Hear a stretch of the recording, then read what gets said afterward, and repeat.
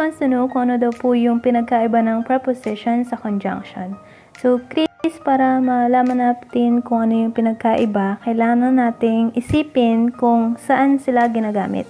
Ang preposition ay ginagamit sa phrase. Ito, preposition is used in a phrase. While yung conjunction ay ginagamit sa clause. Ano yung phrase at ano yung clause? Itong phrase ay pwedeng verb lang o kaya naman ay subject. Itong clause ay palaging merong subject at verb. Okay? So, ang preposition ay ginagamit sa phrase. Ang conjunction, ginagamit yan sa clause. Ang preposition din ay ginagamit kasama ng noun o kaya naman ay pronoun to show place, position, time, or method. Samantalang itong conjunction ay ginagamit yan para magkaroon ng connection sa pagitan ng words, clauses, or phrases. Okay, ang pinagkaiba ng preposition sa conjunction, itong preposition ay lagi ang may kasamang noun. Itong conjunction ay mga ano lang yan, words na ginagamit para pagdugtungin lang yung words, clause, o kaya naman ay phrase.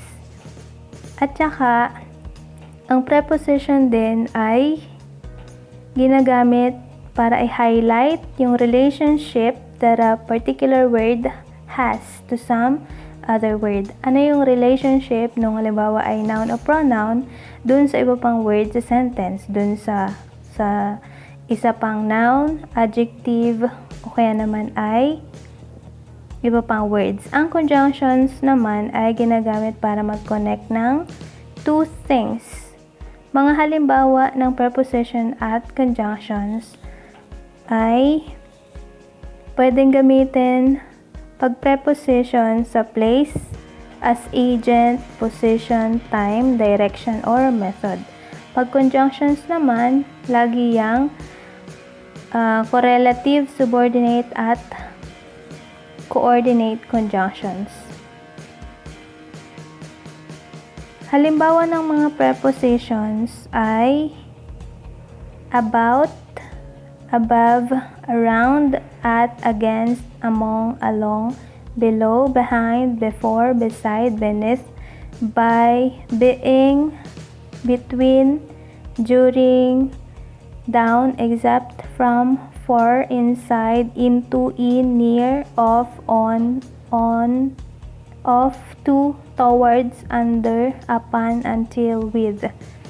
Samantalang ang conjunctions ay and, but, either or, neither nor, not only but also, because, although, until, while, unless, since, or. Okay? So, ang prepositions, tatanungin natin ang sarili natin kung may kasama siyang noun. Matik yun ay preposition. John will wait at the market square until Joe comes. Ano kaya to? Until Joe comes. The fun fair starts before summer. The boy from India is brilliant. Hanapin natin dyan yung preposition. Since itong John will wait at the market square ay binubuo ng subject at saka verb. At ito pang, isa pang idea na Joe comes. Itong isang clause na yan at itong clause, pinagdugtong ng isang word. Ang tawag dito sa word na to, since hindi noun ang kasunod kundi clause, ito ay tatawagin nating conjunction, hindi siya preposition. So, alin dito ang preposition? The fun fair starts before summer. The fun fair. Yan ating subject. Itong ating verb starts.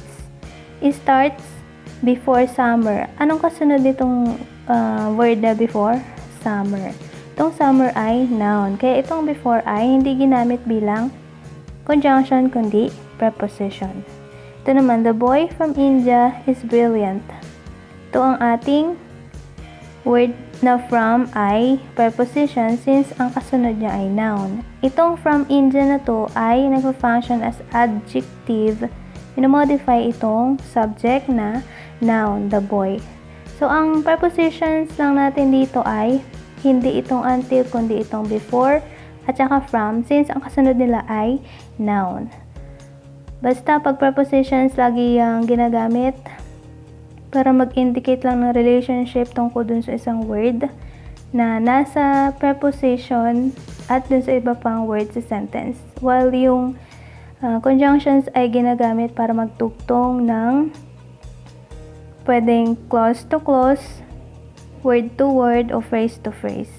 Okay? So, dito, hanapin natin dito ang conjunctions. Mahima and Mansi are cousins. Mahima and Mansi, ito, Mahima at si Mansi ay magkaibang tao. Pinagdugtong sila sa pamamagitan ng pagsasama gamit itong word na end. Yung end na yan ay ginagamit bilang conjunction, hindi bilang preposition. Mahima and Mansi are cousins. She's been living in the house for 8 years.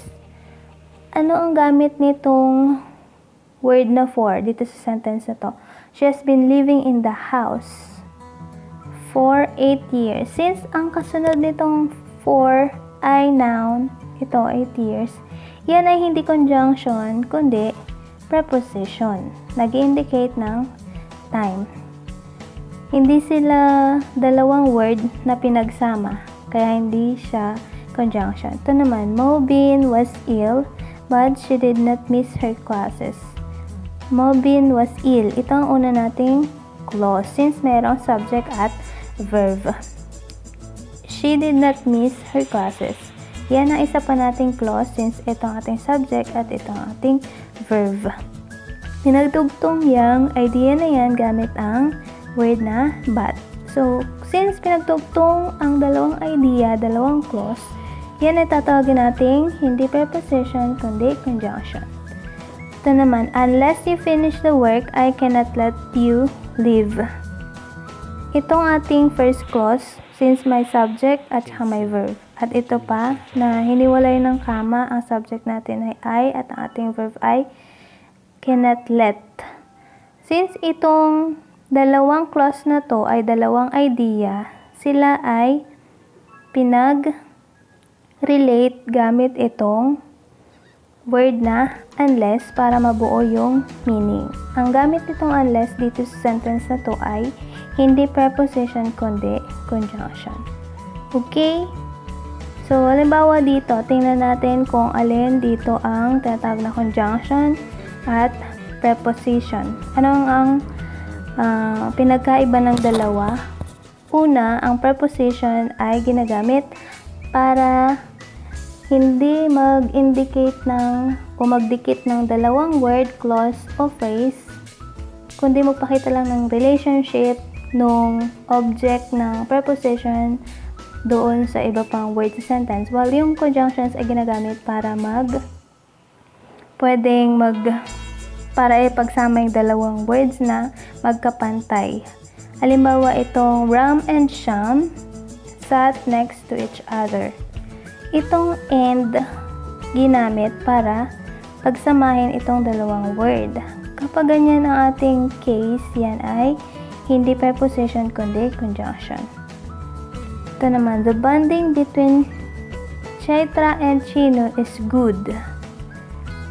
Asan dyan ang conjunction at asan dyan ang preposition? The bonding, itong ating subject. Minodify siya nitong word na ito, between Chaitra and Chino. Minodify itong word na bonding. At itong Chaitra and Chino ang object ng preposition itong between.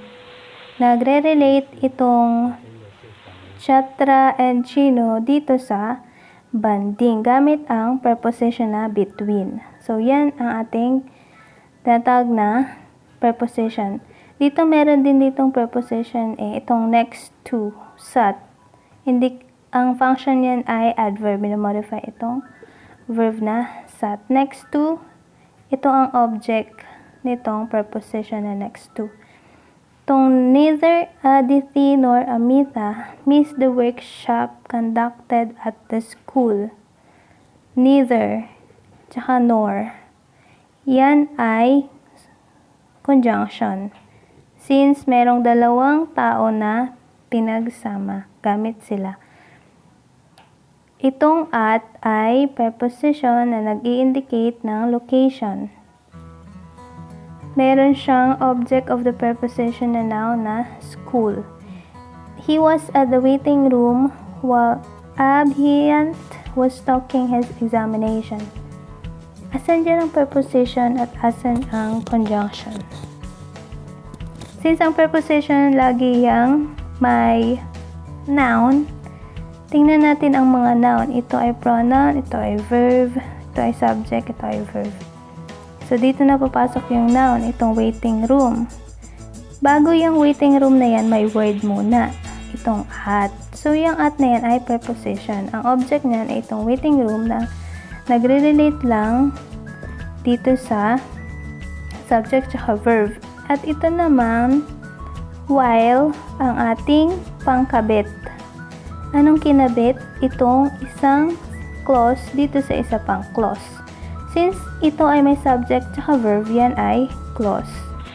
Okay, ginamitan natin ng conjunction. So, ganun lang pinagkaiba ng conjunction sa preposition. Dito tingnan natin kung nasan ang o anong gamit ng word na to sa sentence dito. Kung preposition ba o conjunction. So, first, Chris ay sabi, you will find it after the bakery. Kalimitan kasi sa mga words, pwedeng gamitin as preposition, pwede rin gamitin as conjunction. Depende kung nasan silang sentence ginamit. Okay, dito sa sentence na, you will find it after the bakery. Tingnan natin ang subject. Ito ang subject. Tapos, ito ang ating verb, will find. Ito ang ating object. Tapos, may kasama pa, after the bakery. Itong bakery ay noun, diba?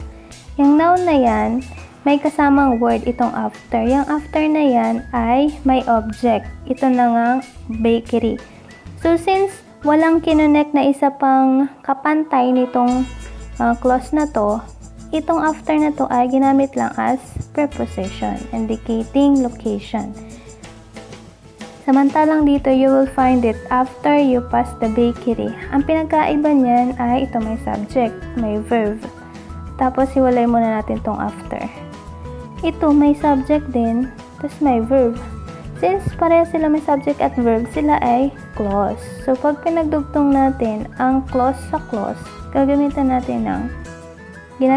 natin ng conjunction. So, itong after dito sa unang sentence, ginamit bilang preposition.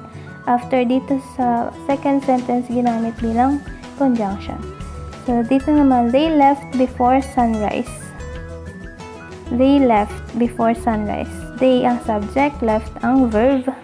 Since itong sunrise ay noun at wala nang ibang kasunod pa, sa unahan niya ay merong word na before. Itong before ay ginamit bilang preposition since siya lang ay para magkaroon lang ng relationship dito sa subject tsaka sa verb.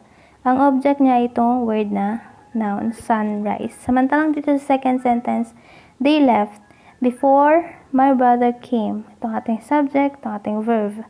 Mamaya itong before. Itong ating subject, itong ating verb. Since may subject at verb, yan ay clause. Ito din. May subject at verb, yan ay clause.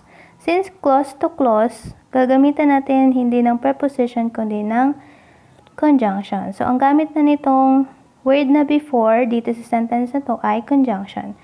Samantalang dito sa unang sentence, itong before ay ginamit bilang preposition. Since ang kasunod niya is noun lang. Okay? So, ganun lang kadali para malaman kung yung word na yun na ba ay ginamit bilang conjunction o preposition. Marami kasi mga words na pwedeng gamitin bilang parehas conjunction tsaka preposition. Depende na lang kung paano sila gamitin sa sentence. Okay, so laging ang kasama ng preposition ay noun. Samantalang ang conjunction ay clause to clause. Yung magkaparehas yung bigat. Kailangan ay parallel. So, ganun lang yan kadali.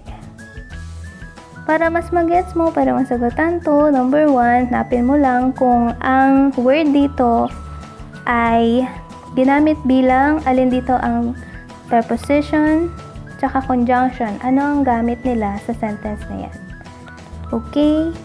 Pwedeng makita yung sagot sa description box. Pwede mong malaman kung tama ba yung sagot mo at para ma-correct kung mali. Okay? Thank you.